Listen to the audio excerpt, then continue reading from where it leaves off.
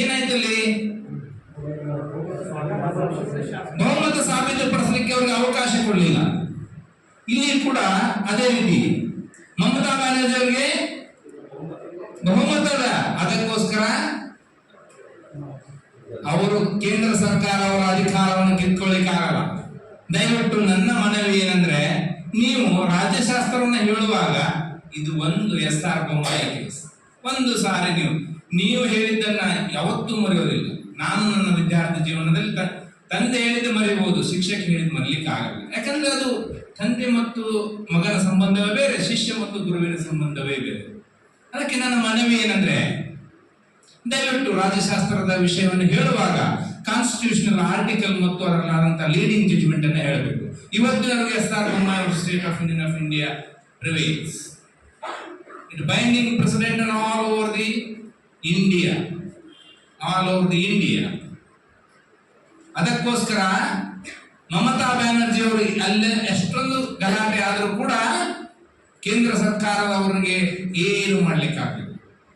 ಸಂವಿಧಾನದಲ್ಲಿ ಹೇಳಿದ್ರು, ಆರ್ಟಿಕಲ್ ಅನ್ನ ಬರೆದ್ರು, ಇಂಪ್ಲಿಮೆಂಟೇಷನ್ ಮಾಡಬೇಕಾದ್ರೆ SR ಬೊಮ್ಮಾಯಿ ಕೇಸ್ ಜಜ್ಮೆಂಟ್ ಆದ ನಂತರ ಇದು ಇಂಪ್ಲಿಮೆಂಟ್ ಆಯಿತು. ನೆಕ್ಸ್ಟ್ ಇನ್ನೊಂದು ಬರ್ನಿಂಗ್ ಟಾಪಿಕ್ ನಿಮಗೆಲ್ಲ ಗೊತ್ತಿರೋದೆ, ಸಮ್ಮಿಶ್ರ ಸರ್ಕಾರ. ಸಮ್ಮಿಶ್ರ ಸರ್ಕಾರ ಮಾಡಬಹುದು, ಮಾಡಬಾರದು, ಎಲ್ಲಿ ಹೇಳ್ತಿದೆ ಕಾನ್ಸ್ಟಿಟ್ಯೂಷನ್ ಅಲ್ಲಿ? ಎಲ್ಲಿ ಹೇಳಲ್ಲ. ಹಾಗಿದ್ರೆ ಇದಕ್ಕೆ ಏನ್ ಮಾಡಿದ್ರು? ಮುಂದೆ ಲಾ ಡೆವಲಪ್ ಆಯ್ತು, ಸಮ್ಮಿಶ್ರ ಸರ್ಕಾರ ಮಾಡಬಹುದು ಮಾಡಬಾರದಂತ. ನಮಗೆ ಗೊತ್ತಿರುವ ಹಾಗೆ ಮಹಾರಾಷ್ಟ್ರದಲ್ಲಿ ಏನಾಯ್ತು? ಮಹಾರಾಷ್ಟ್ರದಲ್ಲಿ ಏನಾದ್ರು ಶಿವಸೇನೆ ಸ್ಪ್ಲಿಟ್ ಆಯ್ತು. ಸ್ಪ್ಲಿಟ್ ಆದಾಗ ಮೊದಲಿದ್ದಂತಹ ಗುರುತು ಯಾರಿಗೋಯ್ತು? ನಿಮಗೆಲ್ಲ ಗೊತ್ತಿದೆ ಯಾಕೆ ಹೋಯ್ತು? ಮೆಜಾರಿಟಿಯಲ್ಲಿದೆ. ಡಿಸಿಷನ್ ಯಾವ್ದು ಬಂತು? ಮೆಜಾರಿಟಿ ಇದ್ದ ಕಡೆ ಚಿಹ್ನೆಯನ್ನ ಕೊಡಬೇಕು. ಯಾವ ಆಧಾರದ ಮೇಲೆ ಮಾಡಿದ್ರು? Judgment loss. ನಮ್ಮ ಕಾನ್ಸ್ಟಿಟ್ಯೂಷನ್ ಅಲ್ಲಿ ಅವಾಗ ಬರೆಯೋರಿಗೆ ಇಷ್ಟು ಅನ್ಕೊಂಡಿದ್ರು, ಎಲ್ಲರೂ ಒಟ್ಟಿಗೆ ಇರಬಹುದು ಅಂತ. ಆದ್ರೆ ಚೇಂಜ್ ಆಗ್ತಾ ಈಗಲೂ ಕಚ್ಚಾಡ್ತಾರೆ ಅಂತ ಗೊತ್ತಾಯ್ತು. ಅದಕ್ಕೆ ನಮ್ಮ ನ್ಯಾಯಾಂಗ ಸ್ಟೆಪ್ ಡೌನ್ ಆಯ್ತು.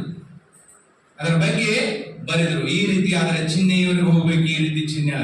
ತಂದೆ ಮಾಡಿದ ಚಿಹ್ನೆ ಆದರೂ ಕೂಡ ಮಗನಿಗೆ ಹೋಗಲಿಲ್ಲ. ತಂದೆ ಮಾಡಿದ ಚಿಹ್ನೆ ಆದರೂ ಕೂಡ ಮಗನಿಗೆ ಹೋಗಲಿಲ್ಲ. ಇದನ್ನ ನಾನು ಯಾಕೆ ನಿಮ್ಗೆ ಹೇಳ್ತಿದ್ದೀನಿ ಅಂದ್ರೆ, ಇನ್ನು ಮುಂದೆ ಯಾವ ರೀತಿ ಗೌರ್ಮೆಂಟ್ಗಳು ಬರ್ತವೆ ಗೊತ್ತಿಲ್ಲ. ನಾನು ಈಗ ಜಸ್ಟ್ ನಿಮ್ಗೆ ಹೇಳಿದೆ, ಗುರು ಮತ್ತು ಶಿಷ್ಯನ ಸಂಬಂಧ ಹೇಗಿರಬೇಕು, ತಂದೆ ಮತ್ತು ಮಗನ ಸಂಬಂಧ ಹೇಗಿರಬೇಕು ಅಂತ. ಗುರು ಏನ್ ಹೇಳಿರ್ತಾನೋ ಅದೇ ನಡೀತದೆ. ಈಗ ಅಲ್ಲಿ ಏಕನಾಥ ಸಿಂಧೆ ಅವರು ಮೊದಲು ಗುರು ಅಂತ ಹೋದರು. ಗುರು ಮತ್ತು ಶಿಷ್ಯನ ಸಂಬಂಧವೇ ಚಿಹ್ನೆಗೋಸ್ಕರ ಗೆದ್ದಿತ್ತು, ಮುಂದೇನಾಗ್ತದ್ದು ಗೊತ್ತಿಲ್ಲ. ಅದಕ್ಕೆ ನನ್ನ ಮನವಿ ಏನಂದ್ರೆ, ದಯವಿಟ್ಟು ಪೊಲಿಟಿಕಲ್ ಪ್ರಿನ್ಸಿಪಲ್ ಅನ್ನ ನೀವು ಹೇಳುವಾಗ ಒಗ್ಗಟ್ಟಿಗೆ ಬಲ ಇದೆ, ಮೆಜಾರಿಟಿಗೆ ಬಲ ಇದೆ. ನಿಮ್ಮ ಕರಿಕ್ಯುಲಮ್ ಆಕ್ಟಿವಿಟಿಯಲ್ಲಿ ಕೂಡ ಇದನ್ನು ಸ್ವಲ್ಪ ತಾವು ಹೇಳಿದರೆ ಮಕ್ಕಳಲ್ಲಿ ನೀವು ಒಂದು ಸೀಡ್ ಅನ್ನು ಹಾಕ್ತೀರಿ. ಮುಂದೆ ಅವರ ಹೆಸರು ಹೇಳಿದಾಗ ರಾಜಕಾರಣ ಆಗ್ಬೋದು, ಇದಾಗ್ಬೋದು. ಪೊಲಿಟಿಕಲ್ ಬಿಟ್ಬಿಡಿ, ಒಂದು ಬೀಜ ಬಿತ್ತೋ ಕೆಲಸ ಮಾಡಿದ್ರೆ ಸಾಕು ಅಂತ ನನ್ನ ಇನ್ನೊಂದು ಮನವಿ ಏನಂದ್ರೆ, ಮೆಜಾರಿಟಿ ಯಾವ ರೀತಿ ಇರಬೇಕು ಅನ್ನೋದನ್ನ ತಾವು ದಯವಿಟ್ಟು ಹೇಳಬೇಕಂತ ನನ್ನ ಮನವಿ. ಈಗ ಸದ್ಯ ಇನ್ನೊಂದು ಬರ್ನಿಂಗ್ ಟಾಪಿಕ್, ವಕ್ಫ್ ಬೋರ್ಡ್ ಆಸ್ತಿ. ನಿಮಗೆಲ್ಲ ಗೊತ್ತಿದೆ, ನಾನು ಟಿವಿ ನೋಡ್ತೀನಿ, ನೀವು ಟಿವಿ ನೋಡ್ತೀರಿ. ಟಿವಿ ನೋಡದೇ ಇದ್ರು ಸ್ಮಾರ್ಟ್ ಮೊಬೈಲ್ ಅಂತ ನೋಡ್ತೀನಿ. ವಕ್ಫ್ ಬೋರ್ಡ್ ಆಸ್ತಿ ನಡೀತಾ ಇದೆ ಈಗ ಅಲ್ವಾ? ಹಾಗಿದ್ರೆ ಪಹಣಿಯಲ್ಲಿ ಹೆಸರು ಬಂದ ತಕ್ಷಣ ಅವರ ಆಸ್ತಿ ಅವ್ರದ್ದಾಗುತ್ತಾ? ಎಲ್ಲಿ ಹೇಳ್ತದೆ? ಪಹಣಿಯಲ್ಲಿ ಹೆಸರು ಬಂದ ತಕ್ಷಣ ಇದು ಈಗ ಆಸ್ತಿ ಅವ್ರದ್ದಾಗುತ್ತಾ? ಇಲ್ಲ. ಈಗ ಮತ್ತೆ ನಾವು ನೀವು ಏನ್ ನೋಡಿ ಆಸ್ತಿ ಖರೀದಿಸ್ತೀವಿ? ಪಹಣಿ ನೋಡ್ತೀವಿ ಅಲ್ವಾ? ಈಗ ನೀವು ಒಂದು ₹1 ಕೋಟಿ ಬಿಲ್ಡಿಂಗ್ ಹಿಡಿಬೇಕಾದ್ರೆ ಏನ್ ನೋಡ್ತೀರಿ? ಪಹಣಿ ನೋಡ್ತೀವಿ. ಹೋಗ್ಲಿ, ನಾವು ನೀವು ಬಿಡಿ, ಫೈನಾನ್ಸ್ ಕಂಪನಿ ಅವರು ಕರೋಡ್ ಗಟ್ಟಲೆ ಸಾಲ ಕೊಡ್ತಾರೆ, ಅವ್ರೇನ್ ನೋಡ್ತಾರೆ? ಇವ್ರು ಹೇಳ್ತಾರೆ 1972ರಿಂದ ಇಲ್ಲಿವರೆಗೂ ನಮ್ಮ ವಕ್ಫ್ ಬೋರ್ಡಿನ ಹೆಸರಿದೆ, ಮತ್ತ್ಯಾಕೆ ನಮ್ಗೆ ಆಸ್ತಿ ಇಲ್ಲ ಅಂತ. ತಪ್ಪೇನು ಅವ್ರು ಕೇಳೋದು? We are all built on constitution, they have minority got minority right ಅಲ್ವಾ? ಮತ್ತೆ ಯಾಕೆ ಅವ್ರಿಗೆ ಆಸ್ತಿ ಬಿಟ್ಕೊಡ್ಬಾರ್ದು? ಬಿಟ್ಕೊಡ್ಬೇಕು ಅಂತೀರಾ? ಇಲ್ಲ ಸೈಲೆಂಟ್ ಆಗಿ ನಾನೇನು ಹಿಡಿದ್ಬೇಕು? ನಾನು ಮೊದಲೇ ಹೇಳಿ ನಿಮ್ಗಿಂತ ರಾಜಶಾಸ್ತ್ರದಲ್ಲಿ ತುಂಬಾ ಕಡಿಮೆ ಓದಿಲ್ಲ, ಯಾಕಂದ್ರೆ ನಿಮ್ಗೆ ತುಂಬಾ ಎಕ್ಸ್ಪೀರಿಯನ್ಸ್. ಬಿಟ್ಕೊಡ್ಬೇಕಂತೀರಾ? ಮತ್ತೆ ಅವರು ಪಹಣಿ ಇದೆಯಲ್ಲ,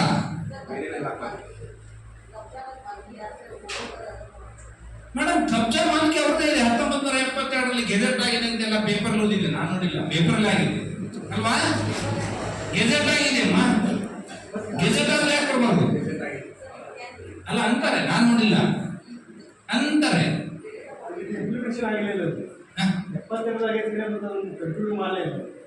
ಯಾವ ಗಂಟೆನೂ ಮಾಡಲಿಲ್ಲ ಸರ್. ಹೇಳೋದು ಏನಷ್ಟಿದೆ, ಕಾನೂನಲ್ಲಿ ಏನ್ ಹೇಳ್ತಾರೆ ಅಂದ್ರೆ ಪೊಸೆಷನ್ಗೆ ವ್ಯಾಲ್ಯೂ ಕೊಡಿ. Possession prevails over the title in case of land. ದಯವಿಟ್ಟು ಇದನ್ನ ನೀವು ಮಕ್ಕಳಿಗೆ ಹೇಳಿದ್ರೆ they would have got knowledge. Endorse position ಬೇರೆ, ನಾವಿಲ್ಲಿ ಓನರ್ಶಿಪ್ ಅನ್ನು ಒಪ್ಕೊಳ್ತಾ ಇಲ್ಲ.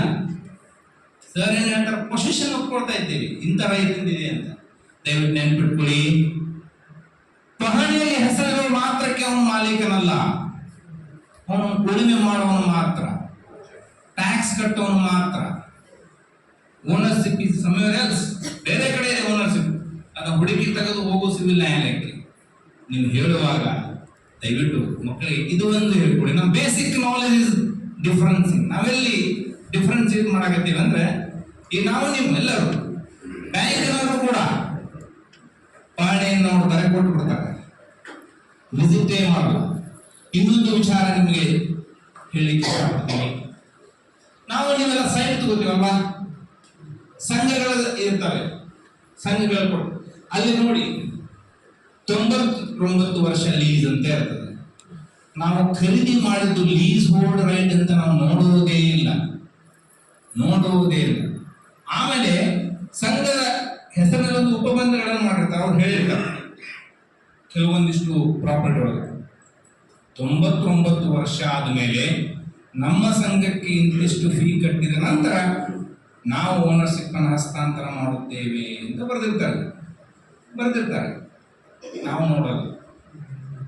ನಾವು 99 ವರ್ಷ ಆದ್ಮೇಲೆ ನಮ್ದು ಕಳೆದು ಹೋಗ್ತದೆ, ಇನ್ನೊಂದು ಯುಗಾನೇ ಬರ್ತದೆ, ಯಾವ ಏನಾದ್ರು ಮಾಡ್ಕೊಳ್ಳಿ ಬಿಡು ಅಂತ. ದಯವಿಟ್ಟು ಆ ತಪ್ಪನ್ನು ನೀವೆಲ್ಲರೂ ಮಾಡೋದು ಬೇಡ.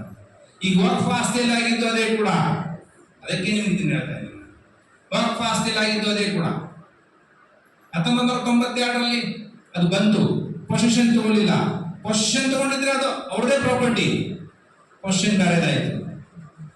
ಇನ್ನೂ ಒಂದು ಮುಂದುವರೆದ ಹೇಳ್ತೀನಿ, ನಾವು ಮೊದಲು ಹೆಣ್ಮಕ್ಳಿಗೆ ಸಮಾನದ ಹಕ್ಕನ್ನು ಕೊಡ್ತಿರ್ಲಿಲ್ಲ.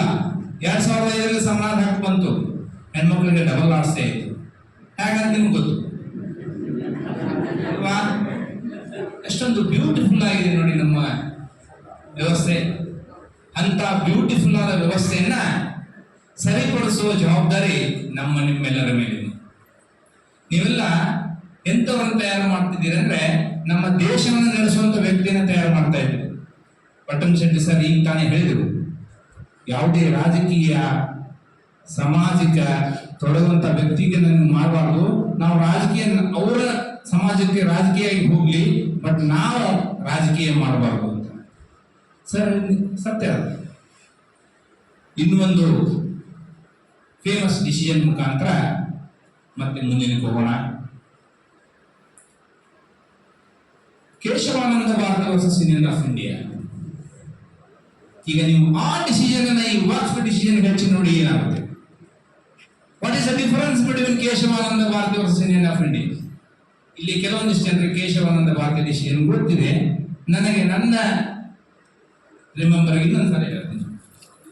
ಕೇಶವಾನಂದ ಭಾರತಿ ಅವರದು ದೊಡ್ಡ ಸಂಸ್ಥೆಯ ಆಸ್ತಿ ಅದನ್ನು ಮುಟ್ಕೊಳ್ಳಾಗುತ್ತೆ ಗೌರ್ಮೆಂಟ್ನವರು. ಮತ್ತೆ ಅದನ್ನ ಹೋಗಿ ಚಾಲೆಂಜ್ ಮಾಡ್ತಾರೆ ಕೇರಳ ಸ್ಟೇಟ್ ಅಲ್ಲಿ, ಹೈಕೋರ್ಟ್ ಅಲ್ಲಿ. ಕೇಶವಾನಂದ ಭಾರತಿ ಅವರಿಗೆ ಸೋಲಾಗ್ತದೆ. ಅದ್ರ ವಿರುದ್ಧ ಸುಪ್ರೀಂ ಕೋರ್ಟ್ ಹೋಗ್ತದೆ. ಸುಪ್ರೀಂ ಕೋರ್ಟ್ ಅಲ್ಲಿ ನನ್ನ ತಿಳಿದ ಮಟ್ಟಿಗೆ ಪರ್ಸನಲ್ ಲಿಬರ್ಟಿ ಮೇಲೆ ಆರ್ಟಿಕಲ್ 14 ಮೇಲೆ ಆರ್ಟಿಕಲ್ 19 ಮೇಲೆ ಬಂದಂತ ಹೈಯೆಸ್ಟ್ ಜಜ್ಮೆಂಟ್ ಅಂದ್ರೆ ಅದು ಒಂದೇ, ಇಲ್ಲಿವರೆಗೆ ಅದು ಬೀಟ್ ಮಾಡಿಲ್ಲ. 13 ಮಂದಿ ಜಡ್ಜ್ ಇದ್ದವರು ಬರೀತಾರೆ. 13 ಮಂದಿ ಜಡ್ಜ್ ಅಲ್ಲಿ 7 ಮಂದಿ ಒಂದ್ ಕಡೆ ಮೆಜಾರಿಟಿ ಕೊಡ್ತಾರೆ, 6 ಮಂದಿ ಇನ್ನೊಂದ್ ಕಡೆ ಕೊಡ್ತಾರೆ. ಏನಂತ ಬರೀತಾರೆ ಅಂದ್ರೆ, ಯಾವುದೇ ಒಂದು ಸಂಸ್ಥೆಗೆ ಅಥವಾ ಮಠಾಧೀಶನಿಗೆ ತನ್ನ ಆಸ್ತಿ ಹಕ್ಕನ್ನು ಹೊಂದುವ ಹಕ್ಕಿದೆ. ಹಾಗಿದ್ರೆ ಈಗ ಪ್ರೆಸೆಂಟ್ ಬನ್ನಿ, ವರ್ಕ್ ಪ್ರಾಪರ್ಟಿ ಬಂತು, ಮತ್ತೆ ಇದಕ್ಕೆ ಯಾಕೆ ಹಾಕಿಲ್ಲ? ನನ್ನ ರಿಕ್ವೆಸ್ಟ್ ಏನಂದ್ರೆ, rethink about this decisions. Rethink. We are all citizens of India. We are all building the new citizens. When giving the citizens to our country, rethink about this. ದಯವಿಟ್ಟು ಇದು ವಿಚಾರ ಮಾಡುವಂಥದ್ದಾ? ದಯವಿಟ್ಟು ವಿಚಾರ ಮಾಡಿ. ಇದು ಮುಂದೆ ಏನಾಗ್ತದೋ ಗೊತ್ತಿಲ್ಲ, ಬಟ್ ವಿಚಾರ ಮಾಡುವಂತ ಟಾಪಿಕ್ ಅಂತ ಹೋಗುದು. ನಾವು ಮೊಬೈಲಲ್ಲಿ ಆದ ಹಾಗೆ ಈ ಹಿಂಗೆ ಇಮೋಜ್ ಹಿಂಗೆ ಅದು ಇದನ್ನು ಬದಲು ಇದನ್ನು ಸ್ವಲ್ಪ ತಾವು ಮಕ್ಕಳಿಗೆ ಸ್ವಲ್ಪ ವಿಚಾರ ಮಾಡಕ್ ಹೇಳಿದ್ರೆ ಏನೋ ಒಂದು ಹೊಸ ಐಡಿಯಾ ಬರ್ತದೆ. ಈಗ ಆಲ್ರೆಡಿ ಒಂದು ಜಜ್ಮೆಂಟ್ ಅದ, ಮತ್ತೆ ವಾಕ್ ಆಸ್ತಿ ಯಾಕೆ ಅವ್ರಿಗೆ ಕೊಡಬಾರ್ದು? ಕೊಡ್ಬೇಕಲ್ಲ, ಆ ಡಿಸಿಷನ್ ಪ್ರಕಾರ ಕೊಡ್ಬೇಕಲ್ಲ, ಯಾಕೆ ಕೊಡಬಾರ್ದು ಅಂತ ನೀವು ನೆಕ್ಸ್ಟ್ ಟೈಮ್ ಅಂತ ಹೇಳಿ ಒಂದು ಅಲ್ಲೇ ಒಂದು ಕ್ವಶನ್ ಮಾರ್ಕ್ ಇಟ್ಕೊಂಡಿರ್ತೀವಿ. ಕೊಡಬಾರ್ದು ಯಾಕೆ, ಕೊಡ್ಬೇಕು ಯಾಕೆ? ಇನ್ನೊಂದು ಒಳ್ಳೆಯ ಡಿಸಿಷನ್ ನಿಮ್ ಜೊತೆ ಹಂಚ್ಕೊಳ್ತೀನಿ. ಯಾಕಂದ್ರೆ ಇವೆಲ್ಲ ಇರೋರು ವಿದ್ಯಾವಂತರು, ಬೇರೆ ಏನು ಹೇಳಿದ್ರೆ ನಡಿಬೋದು, ಅದು ವರ್ಕೌಟ್ ಆಗಲ್ಲ. ಪಾಸ್ಪೋರ್ಟ್ ಆಕ್ಟ್ ಸೀಸ್ ಆಗ್ತದೆ. ಯಾವ ಡಿಸಿಷನ್? ಪಾಸ್ಪೋರ್ಟ್ ಆಕ್ಟ್ ರದ್ದು ಮಾಡ್ತಾರೆ. ಬಹುಶಃ ಅದು ಯಾರು ಗೊತ್ತಿಲ್ಲ ಅಂತ ಕಾಣ್ತದೆ. ನನ್ನ ಸಹ Maneka Gandhi versus Indian of India. Maneka Gandhi ಅವರು ಬೇರೆ ಕಂಟ್ರಿಗೆ ಹೋಗೋಕೆ ಪಾಸ್ಪೋರ್ಟ್ ಅರ್ಜಿ ಹಾಕ್ತಾರೆ. ಆವಾಗ ಅವರ ಅತ್ತೆ ಆದಂತ ಇಂದಿರಾ ಗಾಂಧಿ ಅವರು ರೂಲಿಂಗ್ ಪಾರ್ಟಿ ಇರ್ತಾರೆ. ಅವಾಗ ಏನ್ ಮಾಡ್ತಾರೆ, ಮನೇಕಾ ಗಾಂಧಿಗೆ ಫಸ್ಟ್ ಗೆ ಪಾಸ್ಪೋರ್ಟ್ ಸಿಗ್ತದೆ. ಫಸ್ಟ್ಗೆ ಪಾಸ್ಪೋರ್ಟ್ ಸಿಕ್ಕ ತಕ್ಷಣ ಅವ್ರು ಹೋಗೋಕೆ ರೆಡಿ ಆಗ್ತಾರೆ. ಎಲ್ಲ ಬ್ಯಾಗ್ ರೆಡಿ ಮಾಡಿಕೊಂಡು ಸಂಜೆ ಹೋಗ್ಬೇಕು ಅಂದ ತಕ್ಷಣ ಪಾಸ್ಪೋರ್ಟ್ ಅಥಾರಿಟಿ ಅವರು ಒಂದು ಇದನ್ನ ಹಾಕ್ತಾರೆ, ಮೇಲ್ ಹಾಕ್ತಾರೆ, ನಿಮ್ಮ ಪಾಸ್ಪೋರ್ಟ್ ಕ್ಯಾನ್ಸಲ್ ಮಾಡಲಾಗಿದೆ due to integrity and sovereignty of the India. ಇಷ್ಟೇ, due to integrity and sovereignty of India. Section 10 sub clause 1 of the Passport Act applicable ಅಂತ ಹೇಳಿ ಕ್ಯಾನ್ಸಲ್ ಮಾಡಿಬಿಡ್ತಾರೆ. ನಾವು ನೀವು ಎಲ್ಲೋ ಊರು ಹೋಗುವಾಗ ಸಂಜೆ ಕ್ಯಾನ್ಸಲ್ ಆದ್ರೇನೆ ಬೇಜಾರು ಮಾಡ್ಕೊತೀವಿ. ಮತ್ತೆ ಆಯಮ್ಮ ಬೇರೆ ದೇಶಕ್ಕೆ ಹೋಗುವಾಗ 1976 ಅಲ್ಲಿ ಬೇಜಾರು ಎಷ್ಟು ಮಾಡ್ಕೊಂಡಿರುವ, ಅದು ಕ್ಯಾನ್ಸಲ್ ಮಾಡಿದವರು ತಮ್ಮ ಗೌರ್ಮೆಂಟಿನಲ್ಲಿ ಇರ್ತಕ್ಕಂಥ ತಮ್ಮ ಅತ್ತೆ ಸೊಸೆಯವರು ವಿಚಾರ ಮಾಡಿ ಎಷ್ಟೊಂದು ಹೀಟಿಂಗ್ ಪೊಸಿಷನ್ ಇರಬಾರ್ದು ಆ ಮನೆಯಲ್ಲಿ. ನೀವು ಆ ಪೊಸಿಷನ್ ಜಸ್ಟ್ ಒಂದು ಸಾರಿ ಹೋಗಿ ರಿವಿಸಿಟ್ ಮಾಡಿದಾಗ ಅನಿಸ್ತದೆ ಏನೆಲ್ಲ ಆಗಿರಬಹುದು ಅಂತ. ಅವರು ಸುಪ್ರೀಂ ಕೋರ್ಟಿಗೆ ರೇಟ್ ಹಾಕ್ತಾರೆ. ಸುಪ್ರೀಂ ಕೋರ್ಟಿಗೆ ರೇಟ್ ಹಾಕೋದು ತಮಗೆಲ್ಲ ಗೊತ್ತಿರ್ಬೋದು.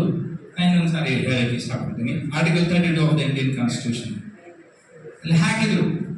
ಆವಾಗ ಜಸ್ಟಿಸ್ ಭಗಾವತಿ ಅವರು ಇಫ್ ಐ ಆಮ್ ಕರೆಕ್ಟ್ ಬರೆದು ಏನ್ ಬರೆದ್ರು ಅಂದ್ರೆ, article 14, 19 and 21 are triangle of the Indian Constitution. 3 angles are necessary to the Indian citizens. ಅವರಿಗೆ ರದ್ದು ಮಾಡಿದ ತಪ್ಪದ. ಯಾವುದೇ ಆಕ್ಟ್ ಒಬ್ಬ ಮನುಷ್ಯನ ಹಕ್ಕನ್ನ ಮೊಟಕುಗೊಳಿಸುವುದು ಆಕ್ಟ್ ರದ್ದಾಗ್ತದೆ, ಆದರೆ ಕಾನ್ಸ್ಟಿಟ್ಯೂಷನ್ ಪ್ರಿವೇಲ್ ಆಗ್ತದೆ ಅಂತ ಬರೆದು ಇಲ್ಲಿವರೆಗೆ ಕೂಡ ಪರ್ಸನಲ್ ಲಿಬರ್ಟಿಯಲ್ಲಿ ಫೇಮಸ್ ಡಿಸಿಷನ್. ತಾವು ದಯವಿಟ್ಟು ಹೇಳುವಾಗ ಇದು ಒಂದು ಹೇಳಿ ಅಂತ ನನ್ನ ಮನವಿ. ನಿಮ್ಮ ಸಮಯವನ್ನು ಹೆಚ್ಚಿಗೆ ತಗೊಳ್ಳಲ್ಲ, ಬೇಜಾರು ಮಾಡ್ಕೋಬೇಡಿ. ಇನ್ನೊಂದೇ ಡಿಸಿಷನ್ ಹಂಚ್ಕೊಂಡು ಕ್ಲೋಸ್ ಮಾಡ್ಕೊಳ್ತೇನೆ. Right to education act first ಆಗಿ ಬಂದಂತ ಆರ್ಟಿಕಲ್ ನಿಮಗೆಲ್ಲ ಗೊತ್ತಿದೆ. ಫಂಡಮೆಂಟಲ್ ರೈಟ್ ಹೋಗುತ್ತಾನೆ. ಯಾವ್ದು ಆರ್ಟಿಕಲ್? 21A. ಆರ್ಟಿಕಲ್ 21A ಯಾಕೆ ಇಂಪ್ಲಿಮೆಂಟ್ ಮಾಡಿದ್ರು ಅಂದ್ರೆ, minority students must get the facilities in the school. But unfortunately, this Article 21 is not getting correctly implemented in famous schools. ದಯವಿಟ್ಟು ರೈಟ್ ಟು ಎಜುಕೇಶನ್ ಆಕ್ಟ್ ಬಂದು article 21A ಬಂದ್ಮೇಲೆ ಅದನ್ನು ಕೂಡ ತಾವು ತಮ್ಮ ಸ್ಟೂಡೆಂಟ್ಸ್ಗಳಿಗೆ ಹೇಳಿ ಅಂತ ಹೇಳ್ತಾ, ನನ್ನಿಂದ ಏನಾದರೂ ಮಿಸ್ಟೇಕ್ಸ್ ಆಗಿದ್ರೆ ಕ್ಷಮೆಯಲ್ಲಿ ಶಾಂತಿಯಿಂದ ಕೇಳಿದ್ದಕ್ಕಾಗಿ ಮತ್ತು ಈ ವೇದಿಕೆಯಲ್ಲಿ ನನಗೆ 2 ಮಾತುಗಳನ್ನು ಹೇಳಿಕೊಟ್ಟು ಅನುಕೂಲ ಮಾಡಿಕೊಟ್ಟಿದ್ದಕ್ಕಾಗಿ ಎಲ್ಲರಿಗೂ ಧನ್ಯವಾದ ಹೇಳಿ